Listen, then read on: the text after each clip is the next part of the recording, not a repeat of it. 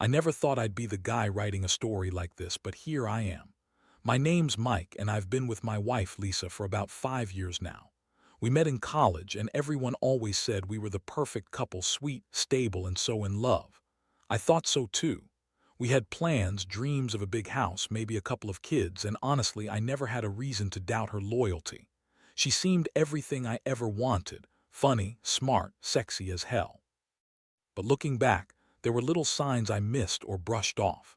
Minor things like her being more secretive about her phone, or canceling plans last minute, or getting oddly defensive if I ever asked where she'd been. At the time, I told myself she was just busy or stressed or maybe even just tired. I didn't want to see the truth. The trouble really started a few months before the wedding.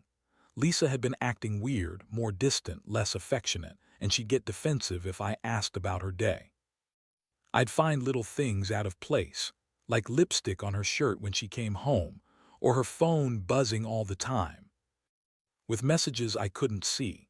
I tried to brush it off, thinking maybe she was just overwhelmed with everything: wedding planning, work stress, all that. But deep down, I felt a gnawing suspicion, like a dark cloud hanging over me.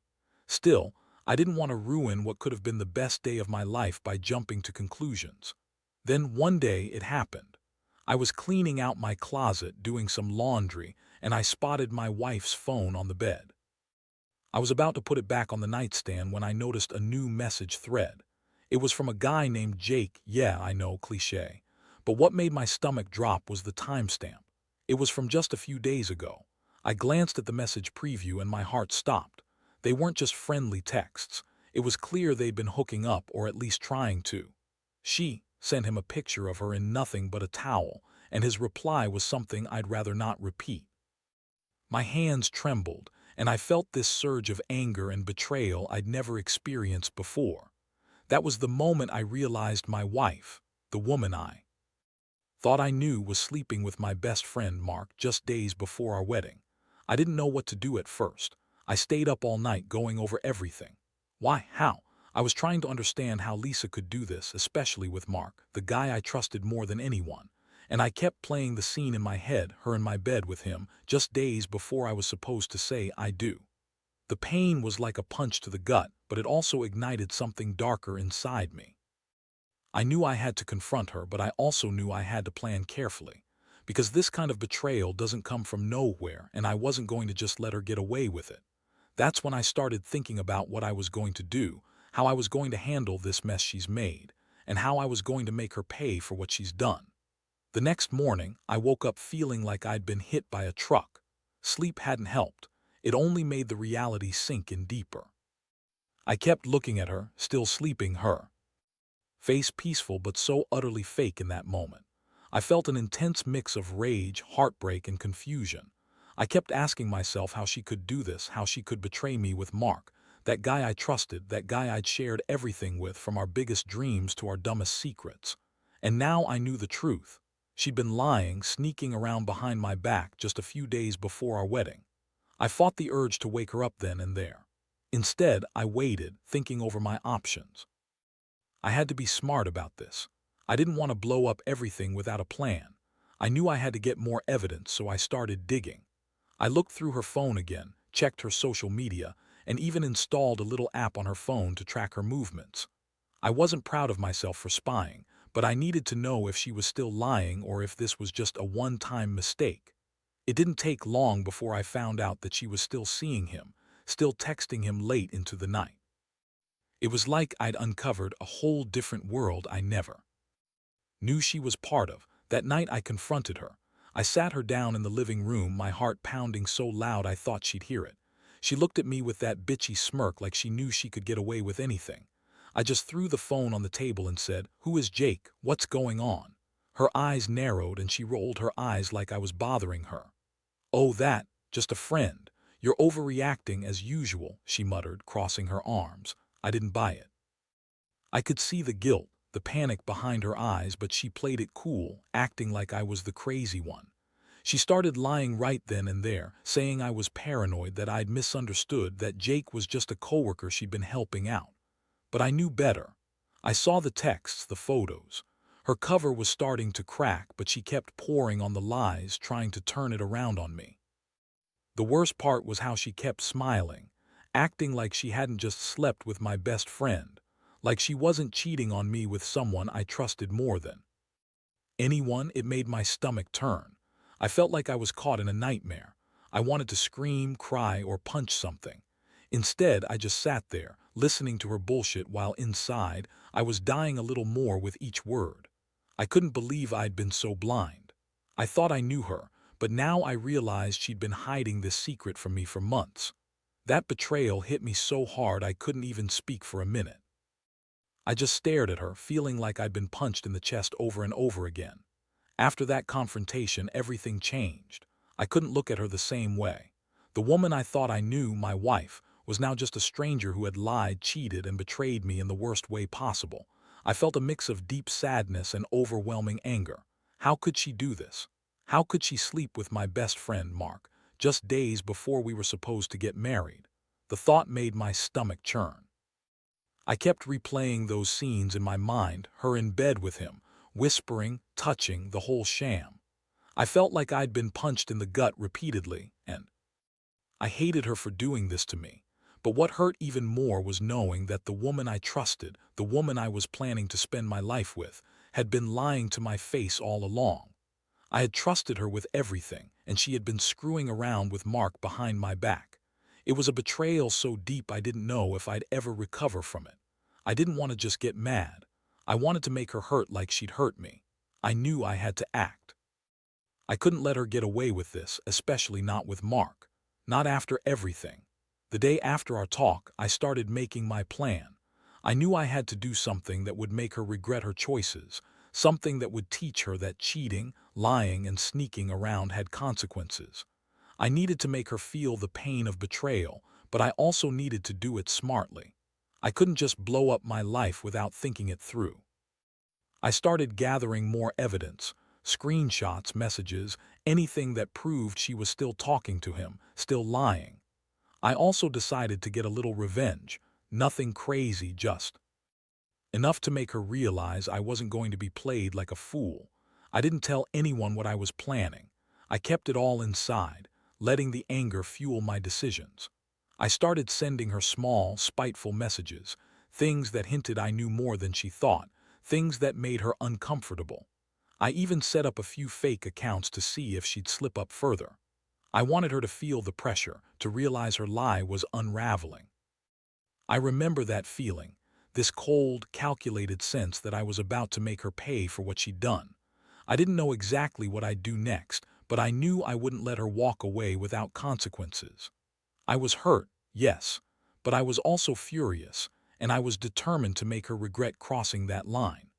Once I'd gathered enough evidence and played my cards close to the chest, I decided it was time for the big move. I wanted her to realize I wasn't just going to sit around and accept her betrayal. I planned a scene, something that would hit her hard, make her understand the gravity of what she'd done. I arranged to catch her in the act, not just with Mark, but in a way that she couldn't deny. I wanted her to see her lies unravel right in front of her eyes. That evening, I told her I had to work late, but I knew she'd be home early. I set up a hidden camera in the living room, aiming at the spot where I suspected she'd make a move. When she walked in, her face was tense, suspicious, probably guessing I was onto her. As I waited, I felt my stomach tight. Then I saw her. She entered the house, acting normal at first, but then the moment happened. She received a message, and I watched her pick up her phone, her fingers trembling slightly. She looked around, then slowly walked into the bedroom. That's when I followed her quietly. What I saw next was what I'd been waiting for. There she was in my bed with Mark. They didn't notice me at first, caught up in their secret world. I felt my blood boil. My mind was racing, trying to process how she could do this, to both me and my best friend. I couldn't believe I'd been so blind, so stupid too. Think she loved me. She was just a cheating bitch, and Mark, my supposed best friend, was just as bad. They were both disgusting. I snapped a few photos on my phone, then quietly left the room without them noticing. That was the moment I knew I'd have what I needed to finally end this nightmare. I let them stay there for a while, pretending I wasn't home, listening to their whispers and muffled sounds. When I finally went back into the room, I found her still lying there with Mark's shirt crumpled on the floor, her makeup smudged from crying or maybe just from lying. She looked at me when I entered, her eyes wide with fear and guilt. I threw the pictures on the bed and told her I knew everything, that she'd been caught red-handed. Her face twisted into a sneer, trying to deny it all, but I just shook my head. No more lies, no more games. I was done being the fool in this twisted story. That's when she finally broke down, her bitchy facade cracking completely. She started crying, insisting it was just sex, that it didn't mean anything, that Mark meant nothing. Yeah, right. I'd heard enough. I looked at her, furious and disappointed, and I realized that from that moment on I'd never trust her again. The woman I thought I was going to spend my life with had been cheating on me with my best friend just days before our wedding. That betrayal changed everything. I knew then that I had to decide what to do next, and whatever I chose, I was never going to be the same again. After that night, everything shifted. I felt numb and pissed off all at once. I'd finally caught her red-handed, and the whole illusion of our perfect life just crumbled. I knew I had to confront Mark too, my best friend, the guy I'd trusted blindly, who had been in my house, in my bed, just days before I was supposed to marry her. The betrayal cut deep, and I found myself questioning everything I thought I knew about loyalty and friendship. I didn't want to make any rash decisions in the heat of the moment, but I also couldn't keep pretending that this wasn't the end. I called Mark the next morning, told him I knew what he did, that I was done. I didn't want to hear any excuses. I told him I never wanted to see him again, not as a friend, not as anything. That hurt almost as much as what Lisa did, because Mark had been like family, like a brother. And now I felt like I'd lost him forever. Lisa tried to play the victim, crying, begging, insisting it was just sex, that she didn't love him, that she was sorry. But I wasn't buying it. I looked her in the eyes and told her she'd crossed a line I could never forgive. I told her she'd destroyed everything we had built, and I didn't see any way back from this. Her bitchy attitude that she'd thrown in my face all those times was gone. She was just a broken, guilt-ridden woman now. The hardest part was facing the reality that my wedding was canceled. All those dreams I'd had of walking down the aisle with her, of starting a life together, gone in an instant. I felt like I'd been punched again and again. I was devastated, but at the same time, I knew I couldn't stay in this toxic environment. I packed my things, left her apartment, and moved out. I needed space to breathe, to think about what was next. I realized that sometimes the only way to truly heal is to walk away from what hurts you the most. In the aftermath, I found myself questioning everything. Was I blind? Did I miss all the signs? How could she lie so easily, so convincingly? I learned that trust is fragile, and betrayal can come from those you love the most. I still grapple with anger and sadness, but I also understand that some things are beyond fixing. Sometimes the only choice you have is to cut your losses and walk away. I'm not perfect, and I'm still healing, but I know one thing for sure. I'll never let myself be that naive again. Trust is earned, not given, and definitely not taken for granted. If there's one thing I've learned, it's that betrayal leaves scars, but those scars can also become the foundation of a stronger, wiser you. Now, looking back, I realize how much this whole ordeal changed me.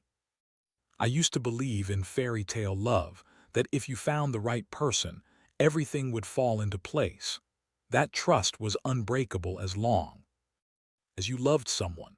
Turns out, sometimes love isn't enough, and trust can shatter faster than you can blink when someone you care about betrays you that badly. It's a hard lesson, but one I had to learn the hard way. I've had to rebuild my sense of self after walking away from her and everything I thought was real. The pain is still there sometimes, the kind that lingers deep inside. But I also know I'm stronger for having faced it. I learned that self-respect and boundaries matter more than anything. I can't let someone else's betrayal define me, even if it feels like the worst thing that's ever happened. I've come to accept that some relationships are just not meant to survive that level of betrayal, and that's okay. Most importantly, I've realized I have to trust myself to choose better next time. I've learned to listen to my instincts and not ignore the red flags, because ignoring them only prolongs the pain. I've become more cautious but also more hopeful, hopeful that someday I'll find someone who truly values honesty and loyalty like I do. Someone who understands that love isn't just about passion or convenience, but about respect and integrity. To anyone reading this, if you're in a situation where you feel something off, don't ignore it. Don't convince yourself it's nothing or that it'll all work out somehow. Because sometimes the truth is worse than you imagined, and ignoring it only makes it more painful in the long run. Protect yourself, stand your ground, and never settle for betrayal. Trust is fragile, but it's also something you have to earn every day. And when it's broken, sometimes the only way forward is to walk away and rebuild from the ashes. That's what I'm doing now. And honestly, I feel like I'm finally starting to breathe again.